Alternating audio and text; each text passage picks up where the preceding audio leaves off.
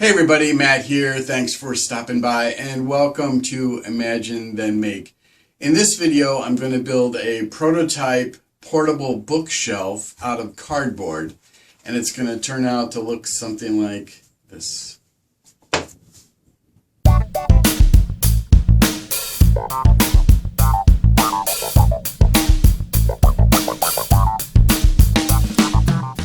So the basic idea here is to take a flat board and to put some bookends on them. I actually call them flaps just as kind of a silly name. And there's going to be a pin in each flap like so. So when the flaps rotate this way, they fold back down into the board, making it flat again. Now when they open back up, the flaps actually are a little longer here. When they open back up, they only open until they hit a stop block here. So they fold down this way, nice and flat, and then when they fold open, they only pivot around these points until the bottom section of the flap hits the stop block. That's the general idea. So the reason I want to prototype it in cardboard is because at this point in time I don't know what the dimensions really are, the exact dimensions, how many parts there'll be, and so on. So I want to prototype it in cardboard because that's fast, simple, and the materials are free, using reclaimed cardboard out of the recycle bin. And secondly, I want to think about how to actually build this out of wood eventually. So making the cardboard parts, which is fast, simple, and cheap, will help me figure out how I want to build it out of wood eventually. So the kind of cardboard I like to use for these kinds of prototyping projects is the kind of cardboard that's used to make flat screen TV boxes. And there's a bunch of reasons why I prefer that kind of cardboard. First, it seems to be a fairly high quality cardboard. After all, it's protecting an expensive flat screen TV, so it has to be fairly durable. Second of all, it's very stiff. You can see that it's not sagging at all. So in this way, it kind of performs like a very light piece of wood. Also, this kind of cardboard tends to be a little bit thicker than the standard run-of-the-mill corrugated cardboard. This particular piece is about 1.5 times thicker than standard corrugated cardboard. Now, the only downside I've found so far after trying to use cardboard from flat screen TV boxes as well as cardboard from lots of other kinds of boxes is that flat screen TV boxes tend to have a shiny, glossy label glued to the outside of the box so that you can see what the TV looks like. Well, glue won't stick to that. So in order to be able to glue to that surface of the cardboard, you have to peel the label off. Now, once you get the hang of it, it doesn't take too much time, but you do have to put in the effort and peel off the label, and that will reveal then another side of the cardboard which you can glue to.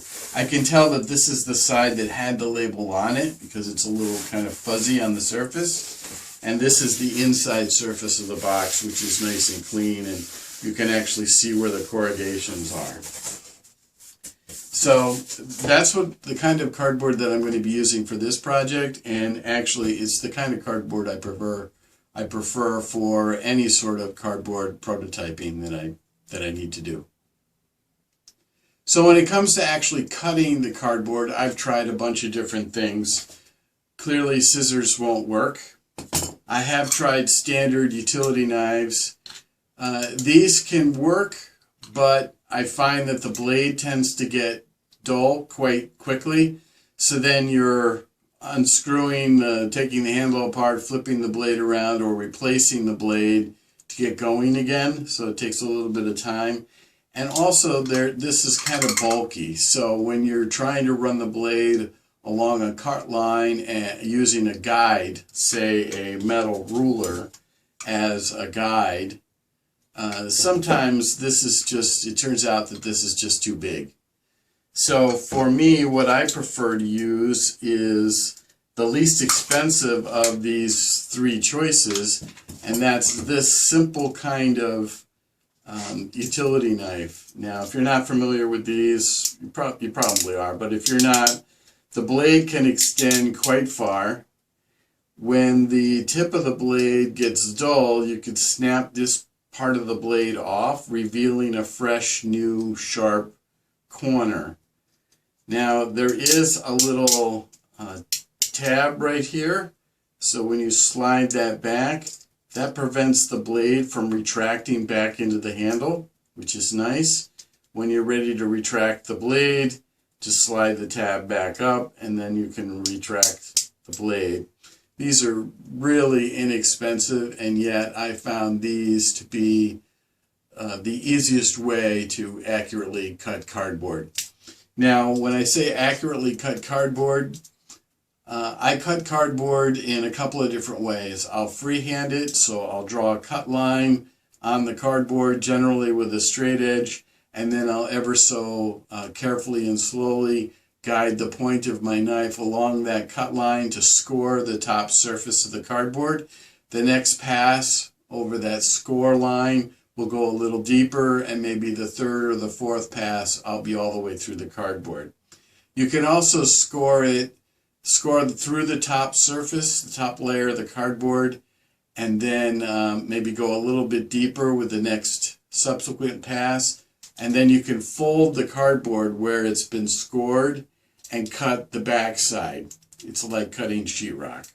So you can cut cardboard that way. I generally don't do it that way.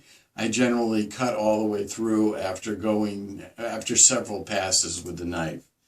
Now, sometimes I'll cut on a cutting mat, a self-healing cutting mat. This is very convenient to use when making real small parts. So let me cut up some cardboard. I'll also show you how I glue it up real quick, and then I'll show you one other way that I will typically cut very thick pieces of glued up cardboard.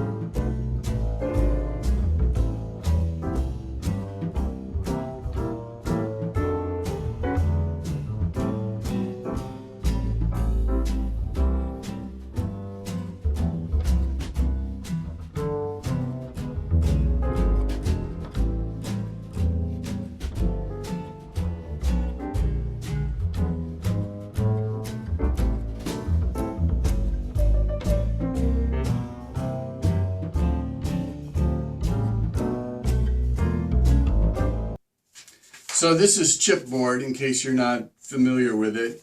It's fairly stiff. It's certainly a lot stiffer than a regular piece of paper, which of course droops like crazy. This is chipboard.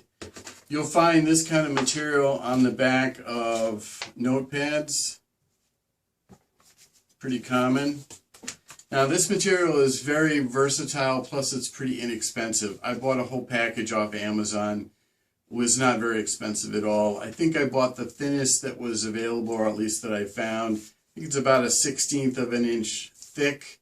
It's very easy to cut, it glues up great, and I think it's even sandable. So let me show you how it cuts up, glues up, and we'll try sanding it as well.